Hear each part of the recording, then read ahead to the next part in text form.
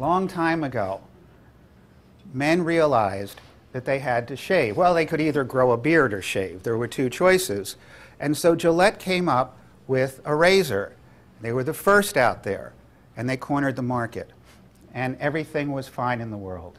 And then one day, when they least expected it, out of the blue, Schick came along with a razor that had two blades. The guys at Gillette didn't know what to do. They weren't expecting this, this threw them for a loop. So they sent a lot of guys into a room, and they said, don't come out until you've got an answer for us. And they came back with a razor that has three blades. They had the market again. They were on top. Now, what happens next is very complicated, and you're going to have to pay really close attention to this because, like most thinking that guys do, it gets a little complicated. Schick came out with the Quattro, okay? And I'm not jiving you. Later this week, Gillette is going to introduce a razor that has 5 blades on it. In the article in Newsweek, Schick said they were ready to respond. Women, you have to help us.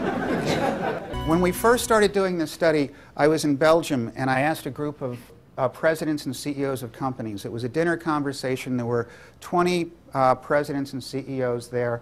4 of them were women, the rest were men. And I said, when you have a difficult decision to make, how many people do you talk to about it? And one of the guys shot up his hand and he said, well, there's 2 people in my office that I know I can talk to and that they will keep my confidence. I know that I can talk to them and it won't go any further. And I thought that was kind of interesting because that wasn't really the question that I had asked him. I didn't ask who will keep your confidence. I just said when you have a difficult decision to make, how many people do you talk to about it? Another guy raised his hand and he said, well, there's 4 that I know that I can talk to in complete confidence. I said, that's interesting, that's interesting. And I asked one of the women, I said, when you have a difficult decision to make, how many people do you talk to about it? And she said, oh my God, I can't tell you the number. She said, I will be as open as I possibly can until I land on my decision. And I asked another woman, and she said, oh, it's exactly the way I do it. She said, I want to hear as many different people's ideas. What we're looking at are 2 completely different styles of decision making. The one is really an old boy style, and what it has to do with, what is that phrase, knowledge is power. So there's that notion that if I keep that knowledge, that I'm somehow more powerful. The women, on the other hand, understand that that's not the way the world is right now. Any of us can get the same information. It's shared freely. The internet makes it much more accessible. It's a very different world.